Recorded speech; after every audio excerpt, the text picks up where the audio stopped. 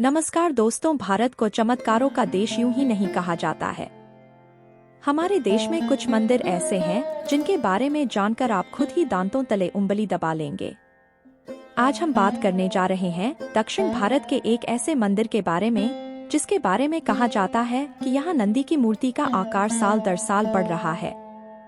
ये मंदिर भगवान शंकर और माता पार्वती का है और यहाँ स्थित नंदी की प्रतिमा के बारे में कहा जा रहा है कि इसका आकार लगातार बढ़ रहा है।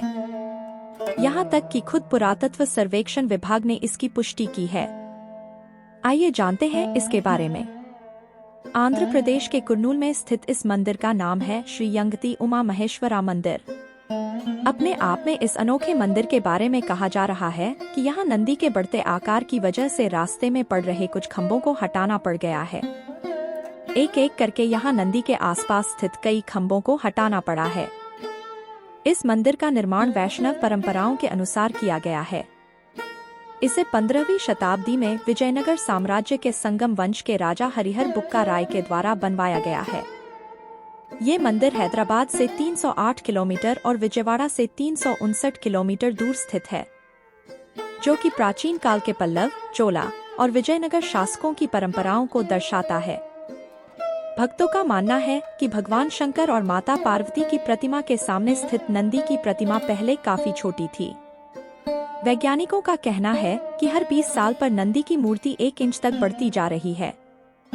उनका मानना है कि मूर्ति जिस पत्थर से बनी है उसकी प्रवृत्ति विस्तार वाली है।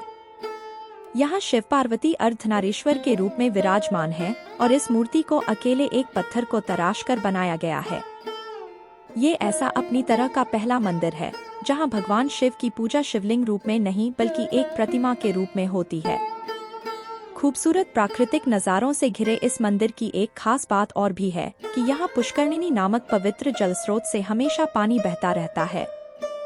कोई नहीं जानता कि 12 महीने इस पुष्करणी में पानी आता कहाँ से है।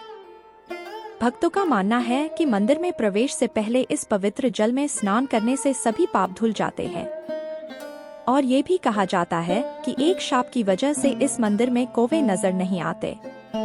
मान्यता है कि इस मंदिर की स्थापना अगस्त्य ऋषि ने की थी।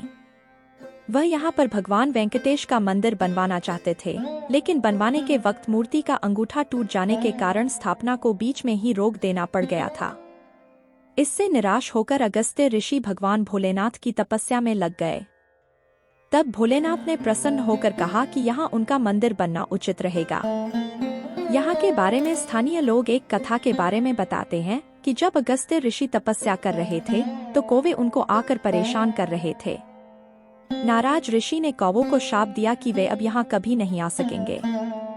चूंकि कौवे को शनिदेव का वाहन माना जाता है, इसलिए यहाँ शनिदेव का वास भी नहीं होता।